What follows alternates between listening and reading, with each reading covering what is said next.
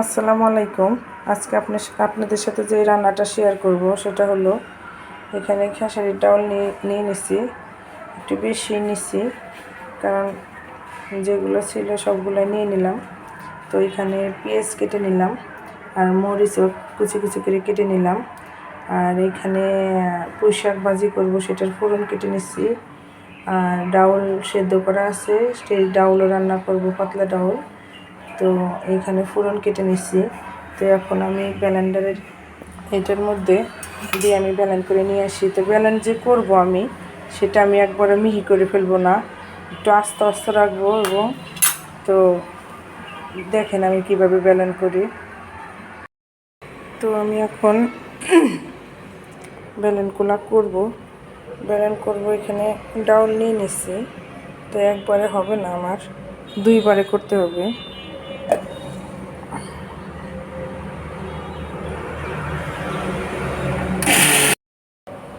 তো একবারে মিহি করি নাই, এভাবে দিলে হয় কি বড়াটা মজা লাগবে, পেঁয়াজের ভাগটা বেশি দিলে মজাটা ভালো লাগবে। তো একবারে মিহি না করে এভাবে একটু একটু আস্তে আস্তে আছে। এখানে ডাউল সিদ্ধ করা হয়ে গেছে, দুই রকমের ডাউল দিছিলাম, একটা হলো বুটের ডাউল আর একটা মুসুর ডাউল। তো ডাউলটা সিদ্ধ হয়ে গেছে, ডাউলটার আরেকটা ঢাললাম না, এর মধ্যে আমি ডাউলটা করে নেব।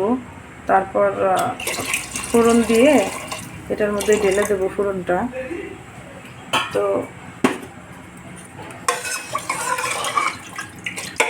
ডালটা হইতে থাক, আমি ফোড়নটা রেডি করি।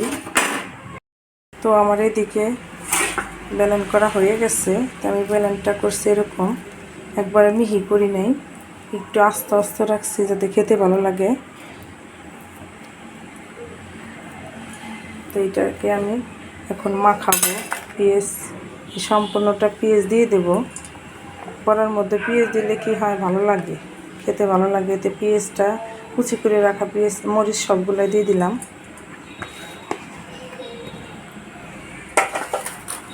এর সাথে আমি রসুন বাটা একটু বেশি দিব, কারণ রসুন বাটা না হলে ভালো লাগবে না খাইতে।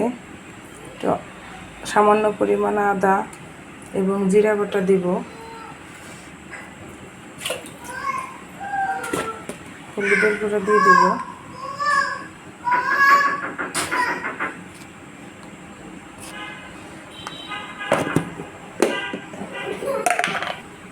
তো স্বাদ মতন লবণ দিয়ে দেব। আর এর সাথে আমি একটু তেল অ্যাড করব।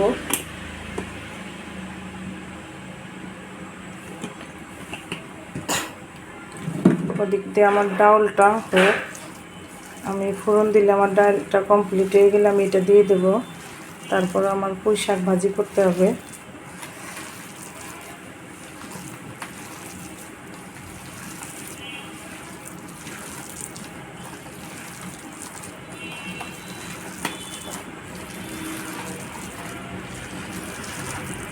এখন একটা মাখানো হয়ে গেছে। তো দেখেন পেঁয়াজের পরিমাণটা বেশি হয়েছে, দেখে এটা খেতেও ভালো লাগবে। তো এখন আমি এটা ঢাকনা দিয়ে ঢাকে রাখবো। দিলাম, এটা এক পাশে থাক।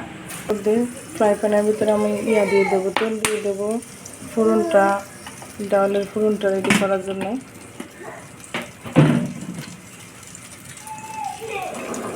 তো আমার এক পাশে চুলাটা জ্বালাইতে পারতেছি না, মনে হয় গ্যাস কমে গেছে, দেখে জ্বলতেছিল না। তো আমি এখানে ডালটা গরম করে নিয়েছিলাম আগে, এখন ফোড়নটা রেডি করব।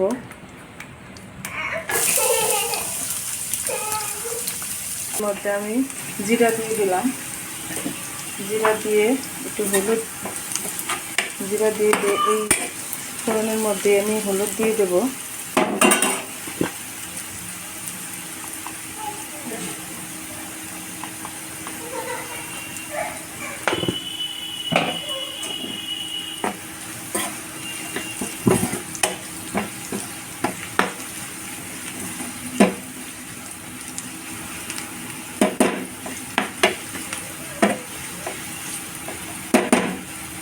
এটা এখন আমি ঢেলে ডালের মধ্যে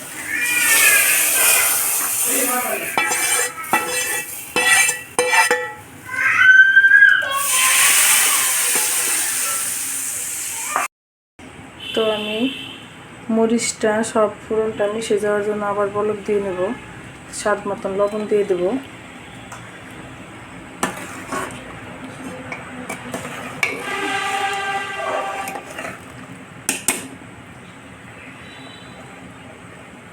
তো আমার একটা চুলা গ্যাস কমে যাওয়ার জন্য মনে হয় অফ হয়ে গেল, ওটা জ্বলতেছে না, এই জন্য আমার একটু সমস্যা হয়ে গেছে একটা চুলায় রান্না করতে। এখন আমি হলো ফ্রাই প্যানে এখন দিয়ে দেবো, তেল দিয়ে দেবো। আমি ডাউলের বড়াটা ভেজে নেব।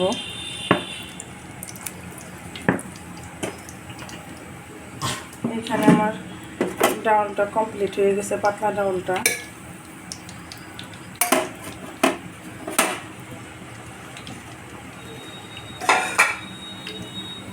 তো আমার পেঁয়াজটা আমি একবারে মিহি করে কাটি নেই, অনেক কুচি কুচি করি নেই, কারণ এই গোটা গোটা পেঁয়াজ থাকলে বড়টা খেতে মজা লাগে। একটু বেশি বড় দিব না সাইজ, বেশি ছোট করব না, যেহেতু বাবু ঘুমাইছে, বাবু ঘুম থাকা অবস্থায় আমি কাজটা সেরে নেব।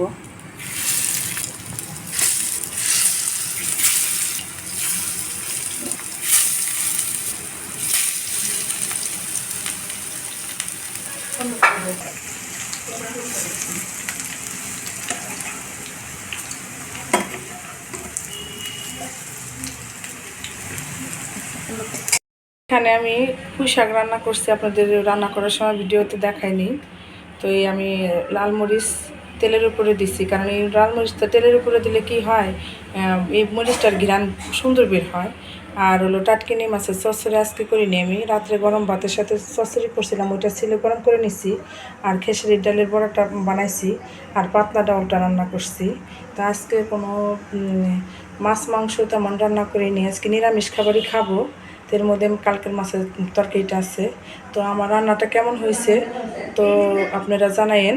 তো ভালো থাকেন, সুস্থ থাকেন, আল্লাহ হাফেজ।